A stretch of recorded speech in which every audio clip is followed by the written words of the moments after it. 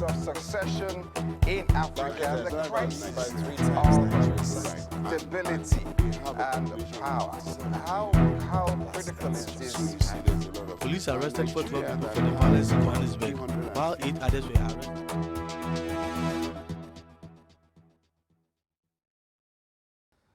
Nigeria and its West African counterpart, Ghana, are at crossroads as Nigerian traders decry the unlawful closure of their shops. Ghana, however, vows to shut more foreign-owned shops as this dispute deepens. In another development, we'll be looking at Mali now as President Ibrahim Boubacar Keïta has been ousted by a military coup. Now, as President Buhari-led ECOWAS dialogue fails, what else is left for Mali? To pick up the pieces and move on. So we'll be talking about this on today's edition of the show. My name is Henry Williams, your host on the show. As Africans, we'll be talking Africa. Join us also on our website at www.loveworldplus.tv, or you can download our app for your iOS or Apple mobile devices from any of the online stores. That's Love World Plus. Now, without out of the way, we set our sights on what we'll be looking at on today's edition of the show. We'll be going 2 places, looking at what's happening in Ghana and also going to Mali, where the President Ibrahim Boubacar Keïta has been ousted. But as we say, charity begins at home, so we'll be starting on the home scene. And taking this report, when we come back, I'll be unveiling my guest on today's edition of the show, so stay with us.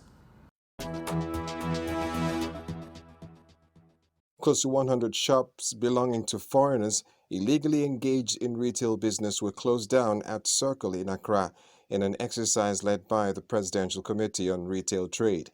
Some of the owners refused to close their shops, while others willingly complied. The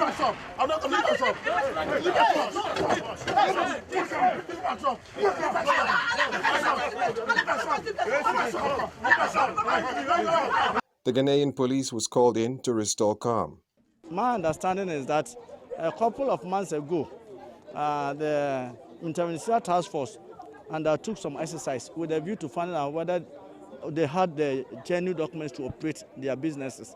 So they came and did the assessment and then went back to do the analysis. And my understanding is that most of them, I don't know the percentage, do not even meet the requirements. They gave them time. If you recall, some time ago, they had some challenges here with them. They gave them some time, and I still understand they have not been able to meet the requirements, hence the action that they have taken today. The Ghanaian authorities had explained that the closure of the shops belonging to the Nigerian traders was premised on their failure to pay the Ghana Investment Promotion Council GIPC registration fees. We came here today to lock up shops. We did not come here to inspect legal documents or whatever. We've been here several times. And when we came here earlier on, we asked them to ensure that they have complied with the necessary regulatory requirements. The necessary regulatory requirements we are talking about, one is that the business should have been registered at the Registrar General's Department. We are also saying that if you are a foreigner and you are trading in this country, you must have the necessary residence and work permits to be in this country. There must be proof that you have paid your taxes. If you are a foreigner and you are trading in our market, you should show proof that you have invested at least $1 million in your capital. So if you don't have that, then it means that you are not part of this country. Now there is a ridiculous argument that people are part of ECOWAS. Now if you are part of ECOWAS, ECOWAS does not mean that you can go into anybody's country and do whatever you like. The federal government has decried the closure of Nigerian traders' shops in Ghana, saying that urgent steps would be taken to address the issue. First steps we want to take is to be sure about all the facts, to have all the facts before we act. We have the intention of recalling our charge d'affaires in Ghana for consultations. We are also going to get in touch with ECOWAS to also understand clearly, what the ECOWAS perspective on this is. If it is contravening the ECOWAS protocol, then we would have to now look at an ECOWAS solution, including the ECOWAS court. We do recall the demolition of a residential building in the Nigerian High Commission in Accra, which was a gross violation of Article 22 of the Vienna Convention on Diplomatic Relations. It will be interesting to see how both nations who share cultural and historic relations will resolve this development that seems to threaten long-standing bilateral ties.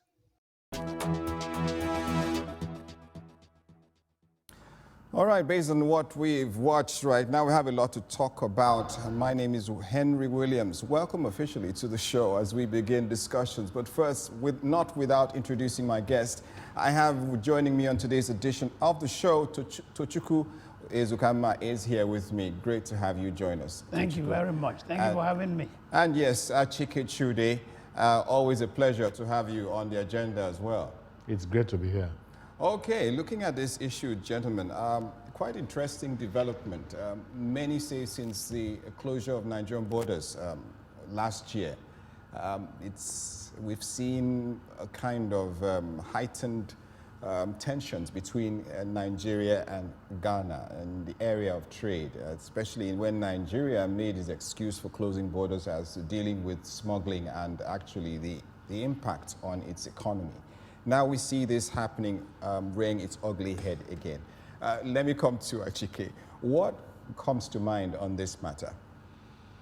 Well, I think it's a tit-for-tat situation, and I think you have aptly put it right. Of course, we've been having some bit of tension in the past few years. I mean, between Nigeria and especially Nigerian traders and Ghanaians, but it has not gotten to this level. But I think what has led to this particular situation is what you just described, the closure of the border. The Ghanaians have not been happy, and they have been putting pressure on their government to retaliate one way or the other. Yeah. But then when the economy of Nigeria is more than the economy of virtually all the countries in the West African sub-region, there is almost very little that Ghana can do, in terms of getting back at Nigeria. Of course, they talk about the fact that some of their own people, I mean Ghanaians, have about 100 lorries trapped in Nigeria, and that has very serious economic impact, negative economic impact on these Ghanaians, and they have been holding their government responsible for not reacting appropriately to protect the interests of their own citizens. So it strikes me that what is happening is that they are trying to walk, towards an answer. They already have the answer there, but they are now trying to walk towards it, and that is why we're seeing what we're seeing. Every other argument they are making might be legitimate, at least in terms of policy, because they have described their policy in terms of investments by foreigners in Ghana, in terms of having, being sure that you are paying your statutory obligations to the Ghanaian authority and all that. But it strikes me that they have been quiet about all of these things all this while. And right now, because they need for the Nigerian government to listen, they have to do something that will hurt Nigerian citizens. And of course, it has hurt Nigerian citizens because see this studio. Two elephants now discussing, you are here now discussing this matter.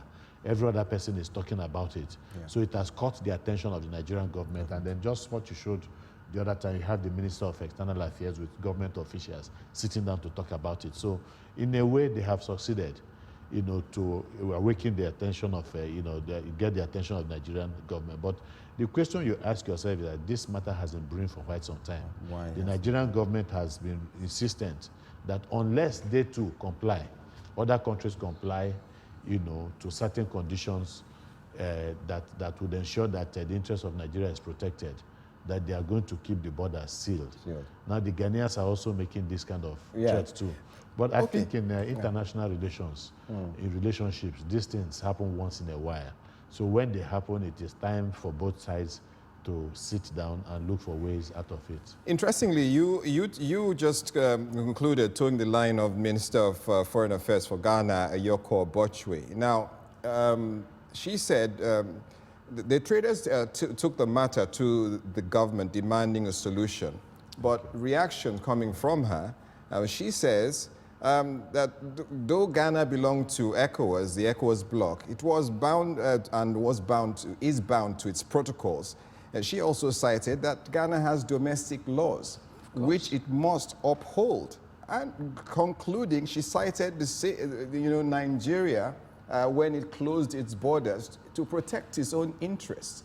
So while some might hold that we're being given a taste of our own medicine, Tochukwu, what are your thoughts there? Well, she's very right in the sense that ECOWAS laws, the regional laws are wonderful, but we all have our domestic laws to contend with. Survival instincts are playing out here. Yeah. Charity begins at home. You have to take care of yourself first before worrying about all this, your economic and political interests, before worrying about all these regional economic bloc concerns. I think it's a phenomenon that is going around West Africa. There's been xenophobic attacks in Ivory Coast, Sierra Leone, Gambia, and I think Senegal. When there's hardship, people look for scapegoats. It's hard for the average human being to take responsibilities for his actions. So he tends to blame it on foreigners. Oh, they are the thieves, they are taking our jobs, they are liars, they are crooks, they are prostitutes. And some politicians took such sentiments because it takes away the burden from them. They don't take responsibility. It's ironic that Nkrumah, who had championed Pan-Africanism and envisaged or dreamt of a United States of Africa, is from Ghana. And now Ghana is being quite parochial, quite narrow-minded in dealing with other Africans. In 1969, he had what he called Alliance Compliance Order, where it expelled 140,000 Nigerians. And then in 2013, this new law came up, which is called Ghana Investment Promotion Act, which says that a non-Ghanaian businessman, this businessman that is not a Ghanaian citizen, must have at least must at least invest $500,000. And so many Nigerians in Ghana do not have such resources. So they are petty traders.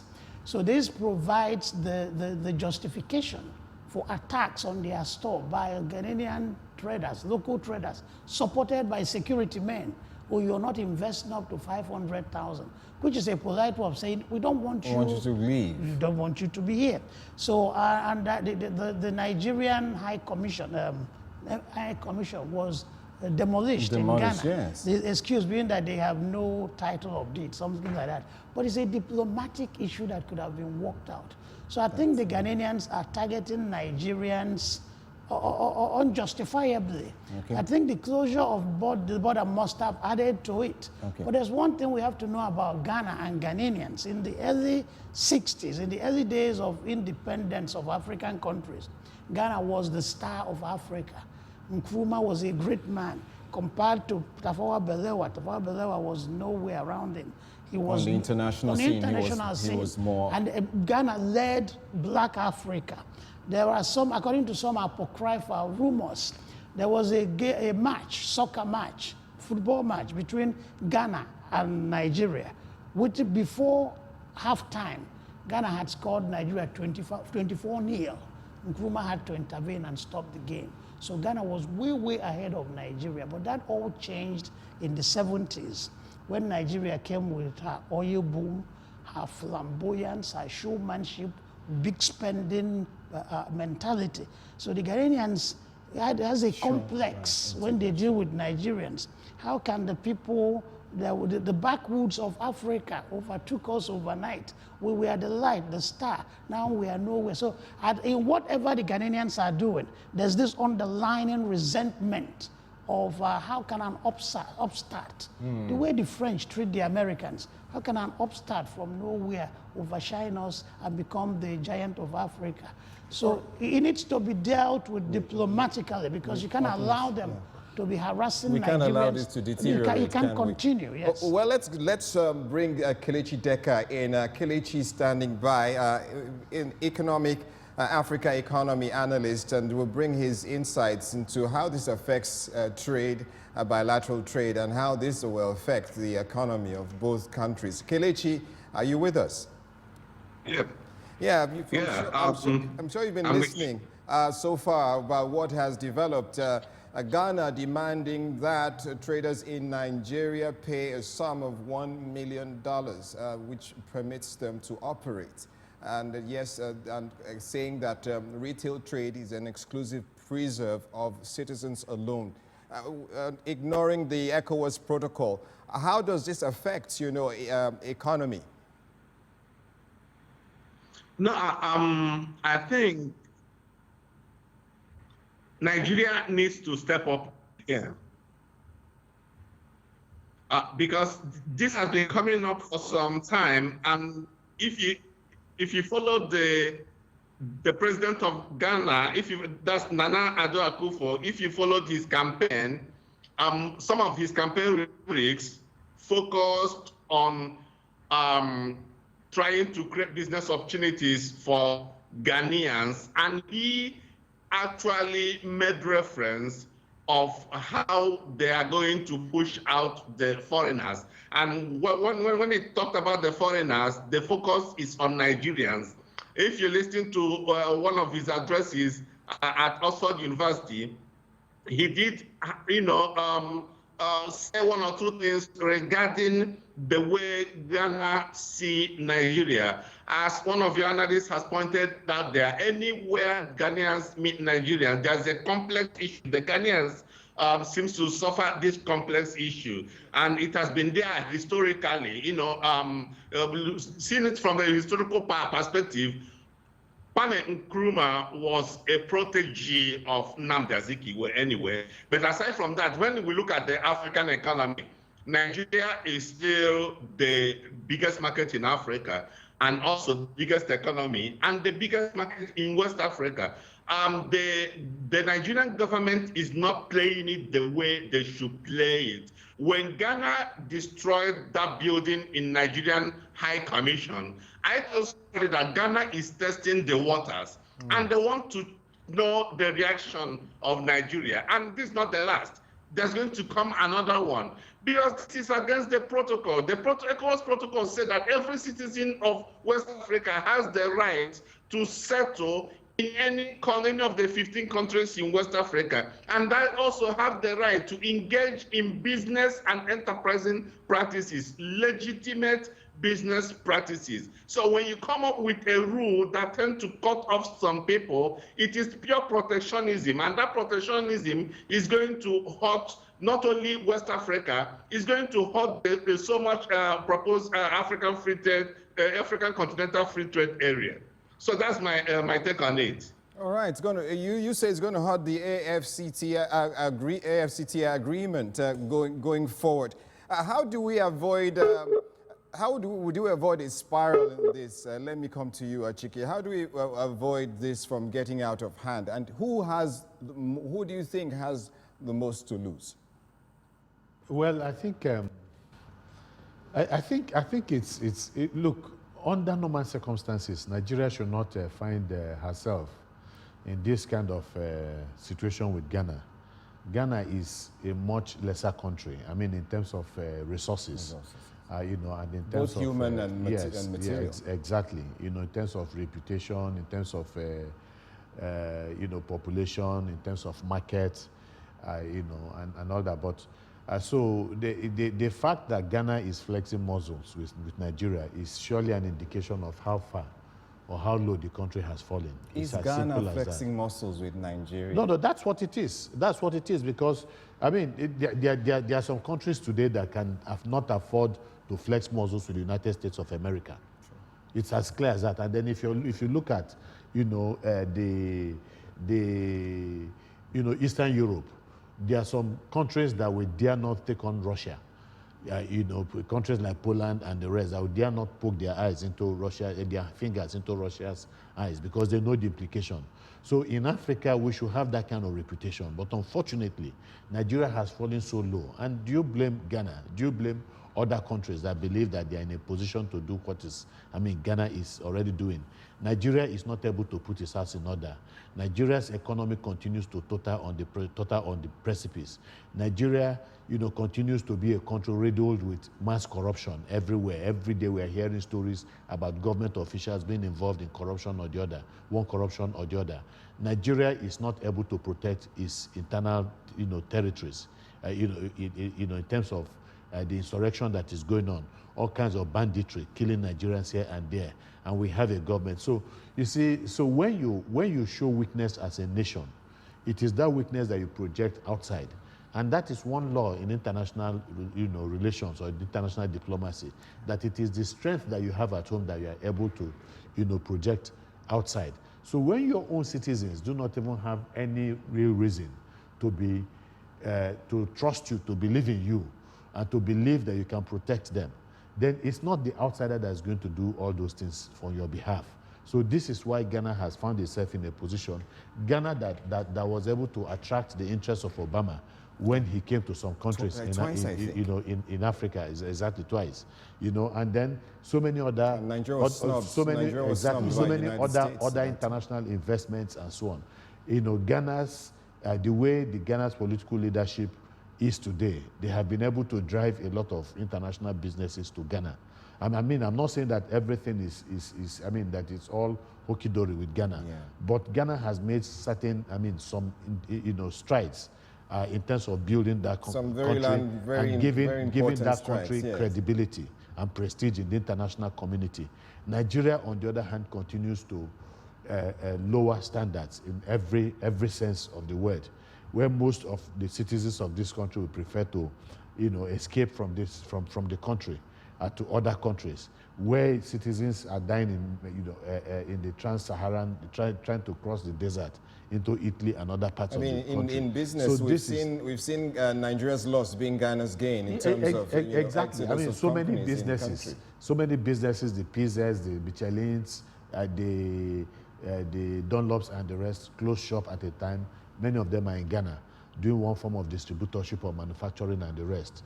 So these are some of the issues, and so and it is what has given Ghana the clout to look at Nigeria and not give Nigeria the kind of respect that Nigeria deserves. There was a time Nigeria had this respect. There's no doubt about that. In the battle against colonialism, in the battle against apartheid, Nigeria paid its dues. Nigeria paid the meal ticket, or so was the meal ticket from many of the Southern African countries. The activists especially who came in here and were being sponsored by the Nigerian government, through education, in the various universities and educational institutions in the country. So this is a Nigeria that boycotted the the Commonwealth Games in Scotland. The Olympics too. In Scotland, and about 37 African countries from both Asia and the Caribbean and Africa followed suit. That was the kind of clout that Nigeria has. Nigeria no longer has that kind of clout. And the fact that Ghana is able to do what she is doing today is simply a recognition of the fact that Nigeria has fallen below expectations.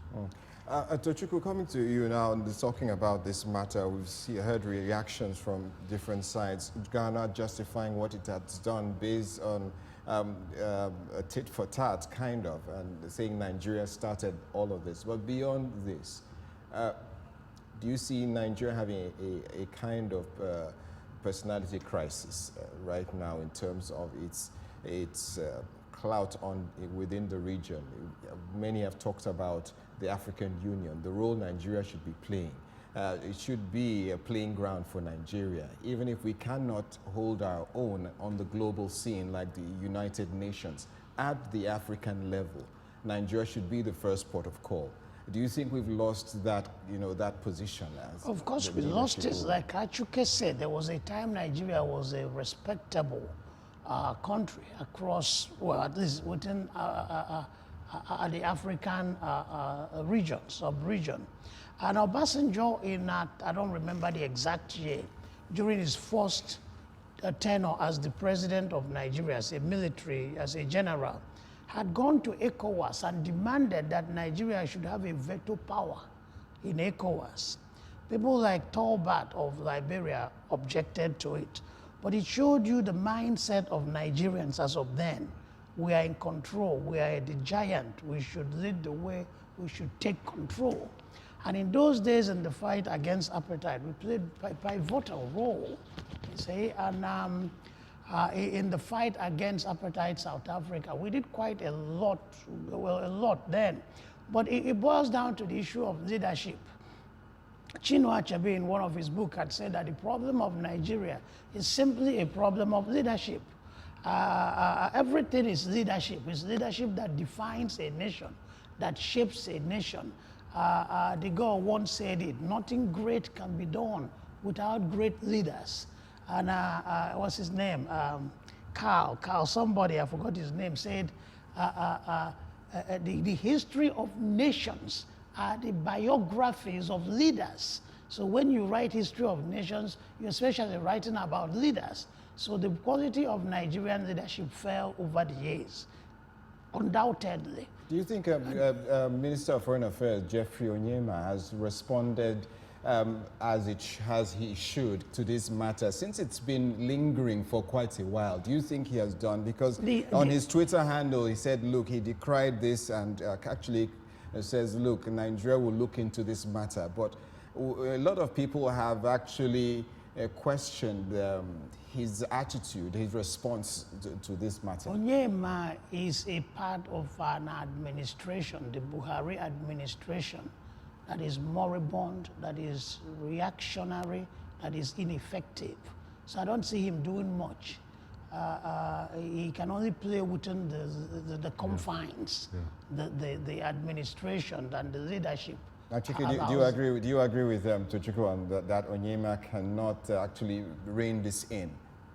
Yeah, I 100%. It depends on the policy of the administration. Yeah. Again, it depends on the system at play here. The forces and the forces at play. Yes.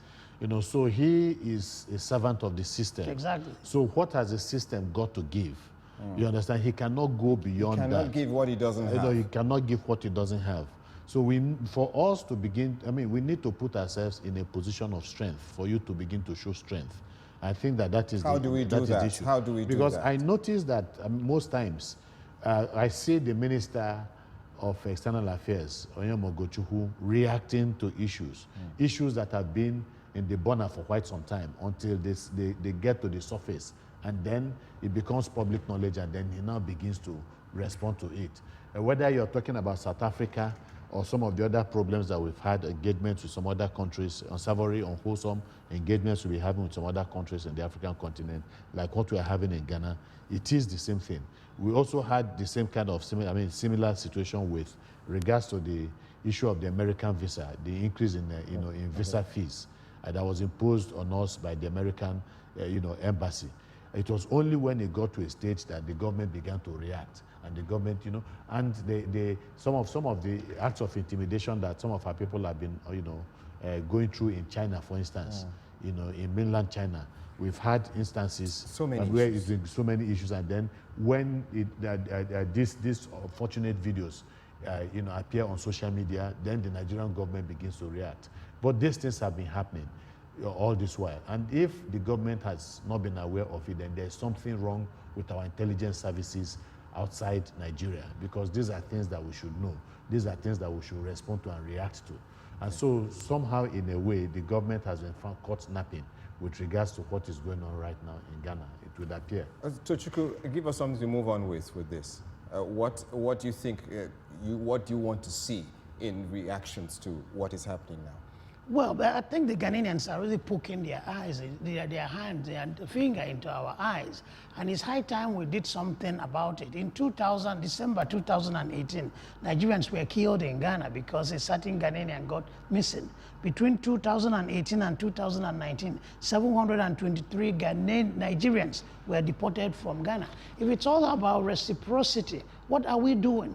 Why are we not deporting? There are 500,000 Ghanaians in Nigeria, about 2 million Nigerians in Ghana.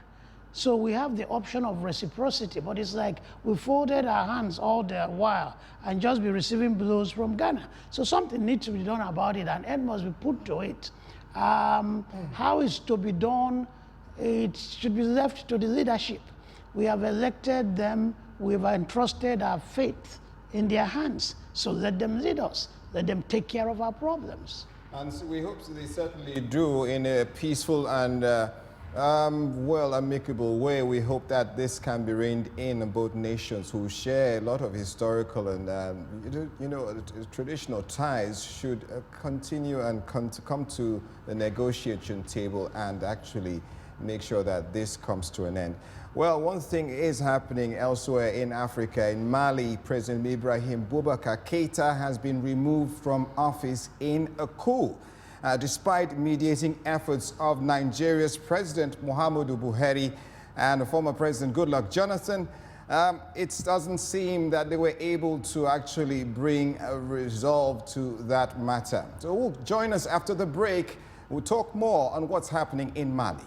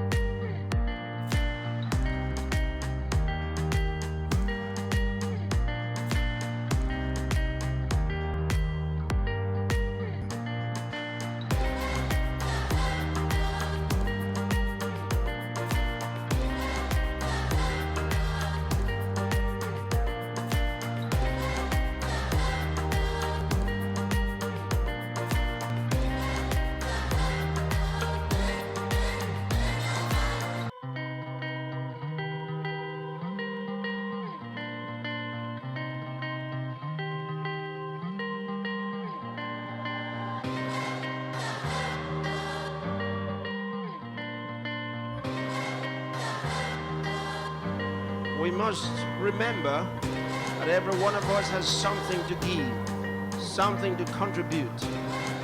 Only Nigerians can help develop Nigeria. All that we require in our nation for our prosperity, our security, our progress will come from within us. And therefore, each one of us must be ready and willing to be a vital part of it.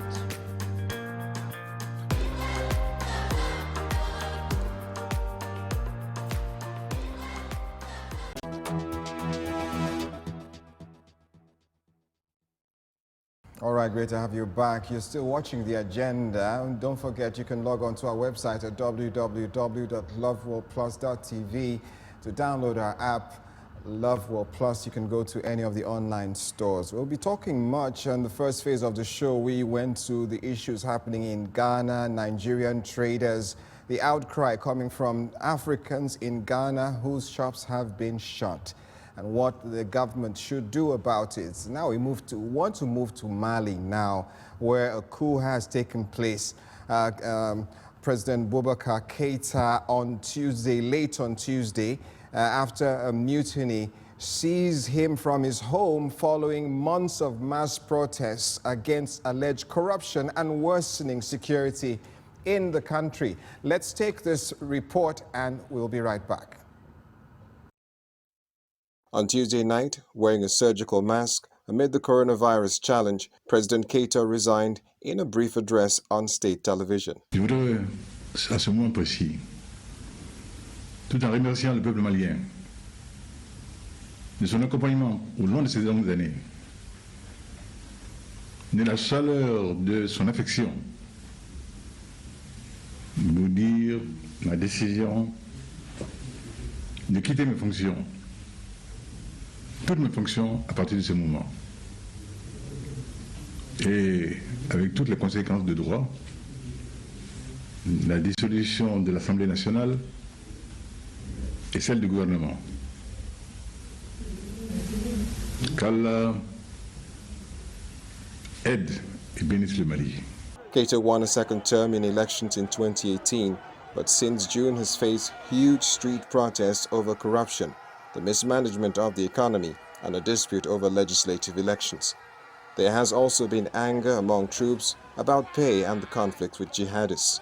Soldiers who ousted Mali's President Ibrahim Boubacar Keita say they plan to set up a civilian transitional government and hold new elections. The spokesman for the soldiers said they acted to prevent the country falling further into chaos. Its 15-member Security Council called for the restoration of constitutional order and the release of the president and other government officials. The UN Security Council is due to hold an emergency session to discuss the latest developments.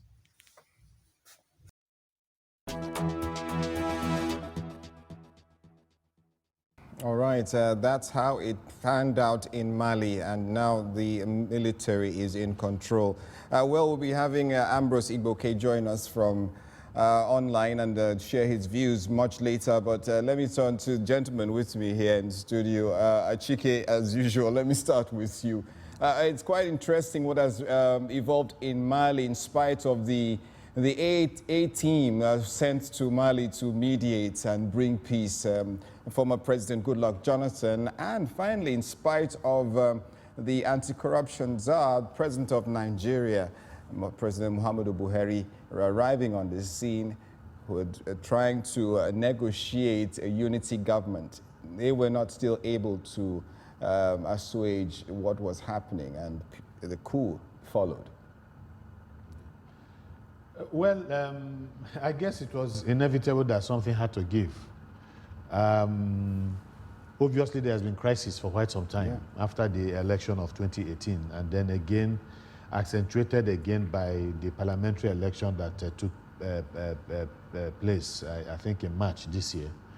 And then after that, the courts also intervened in that parliamentary election, and then about 31 seats that went to the opposition were reversed by the courts and given to Keita's political party, and they became majority in parliament. So all of these things ended up, creating more grounds for public anger against his administration.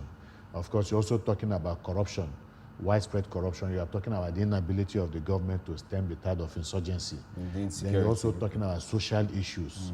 The mind-boggling poverty, mind-numbing poverty in Mali. The fact that 40% of the population of Mali are living in extreme poverty, infrastructural issues, and all that. So all of these things, added up to culminated in the crisis, the general crisis that has enveloped Mali for quite some time now, for many weeks, consistently. And so the ECOWAS stepped in, trying to negotiate some kind of settlement, some kind of peace. Because so much has been expended in trying to, ensuring that Mali retains some level of stability. But unfortunately, they were not able, they did not succeed, because while the government itself was trying to make concessions in terms of the appointment of judges, about 10 judges were appointed, and then so many other political concessions, the opposition had a single agenda, and that was that the president had to resign. Now you don't bring that to the negotiating table. You have to be ready for compromises that will have to be made, some of them painful. But they had made up their mind that this was the way to go. And so now the other factor that perhaps a lot of people did not reckon with is the intervention of the military into the whole situation. How So about that, the people the people seem to have welcomed the military. I mean, this is what happens everywhere. Everywhere. We've had, I mean, we are so used to that. It's a sense of, you feel a sense of deja vu here, right? Especially when people find themselves in difficult situations. Sure. Sometimes they tend to embrace any solution, even from the devil. So it is only with time, as things begin to develop, that you begin to realize whether the welcome by the people, it was worth it, or whether it is something else that. Okay, Tochukwu, the military say that they plan to set up a civilian transitional government and hold new elections.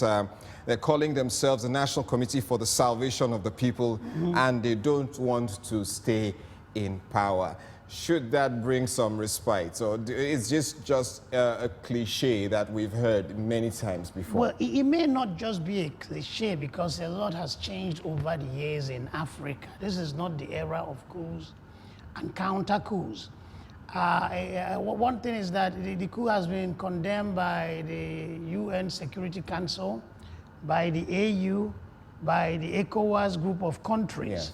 So it wasn't in the past where such coups were welcomed, or the international community was indifferent, or communities were indifferent. So everybody is condemning it. But the problem in Mali is similar to what we have all over Africa. It's a question of corruption, rigged election, political drift, nepotism, and insecurity. And people got tired of a president rigging himself in and rigging members of his party into the National Assembly. And then the inability of the government to deal with the Al-Qaeda threat, ISIS threat, and I think the Tuaregs are in revolt too. So, but an interesting thing, an encouraging thing, and one thing Nigerians need to learn from this is that they rose up in protest. They say the election was rigged, therefore the president will not stay. In Nigeria, we've had series of rigged elections, and we don't stand up and say no. The ECOWAS mediation team, I think, was bound to fail because they were trying to protect one of their own. The people are saying... And the people saw through that. The people are saying the popular demand was, this man must go. And you're telling them, no, give him 50% of the cabinet, 30% of civil right movements, and 30% of whatever group. That was nonsensical. It's not what the people wanted. You respect the will of the people. Gentlemen, hold on. I can appreciate where Tochukwu is coming from. Let me pose this to Ambrose. First of all, Ambrose, thank you for joining us on the agenda. Hello. Do we have Ambrose? Okay, I can see Hello. Can you hear me? All right, Ambrose, can you hear me? Good afternoon. I can hear you. All right, great. Thank you for joining us, Ambrose. Quickly, as we wind down, looking at what has happened in Mali, we've come to understand, according to analysts, that there are two kinds of coup.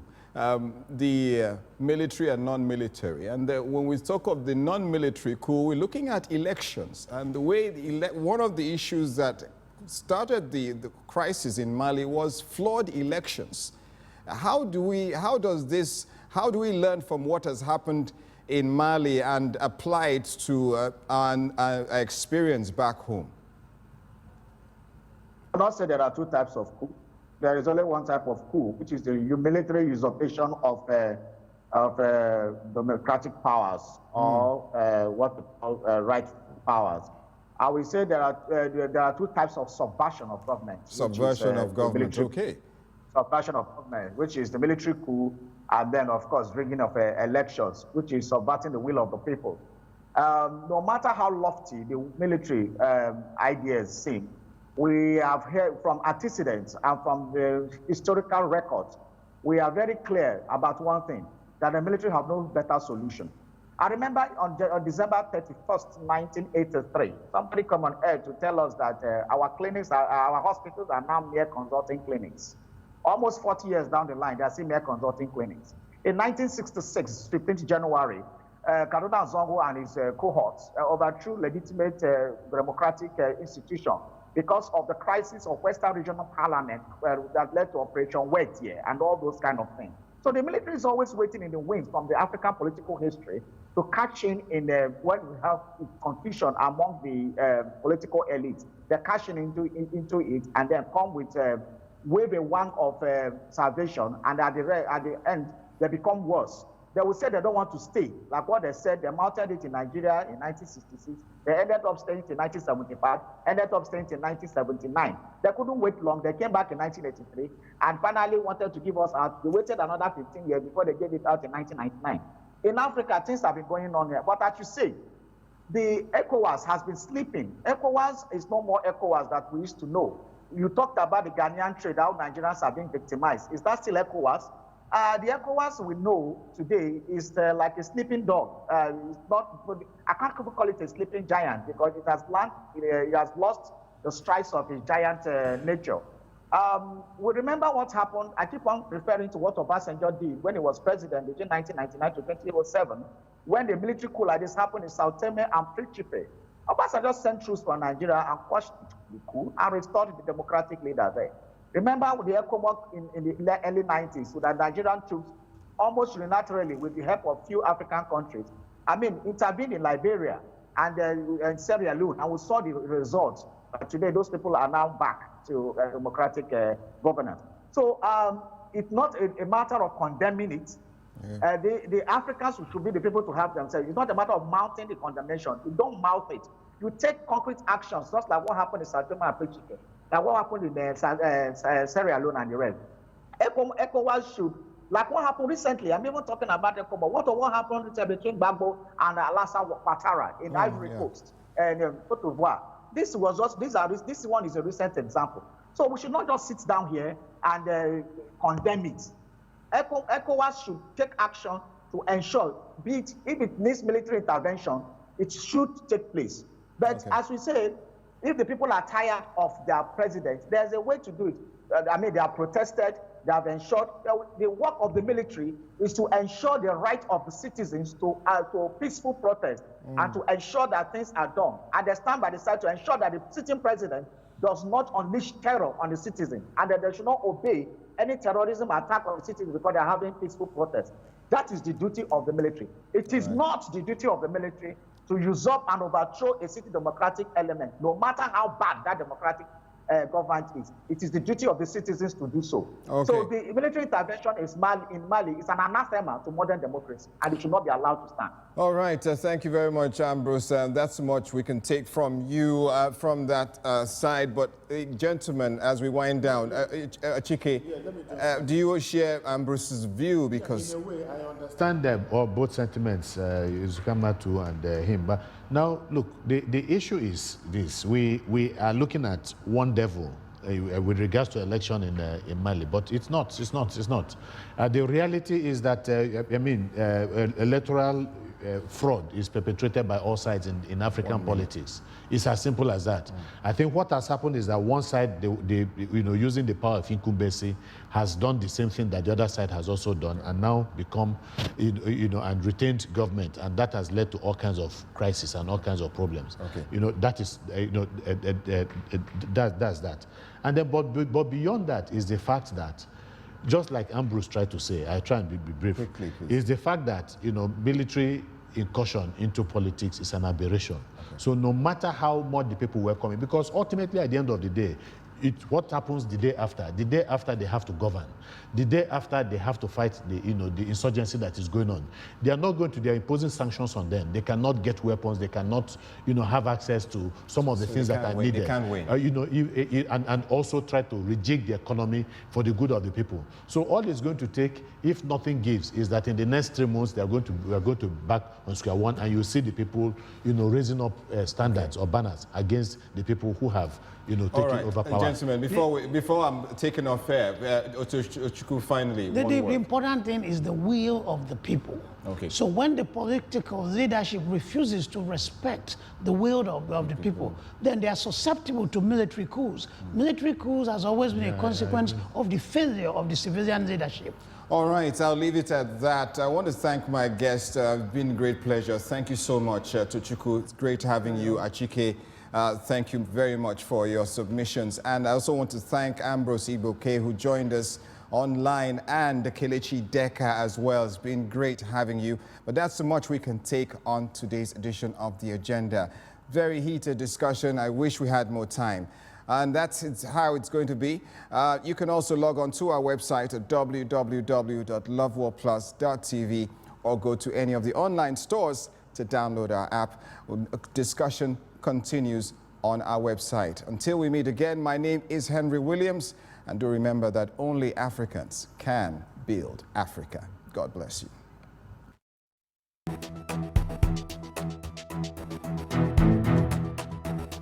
Issue on the African scene, the politics of succession in Africa, the crisis of stability and power. How critical is this?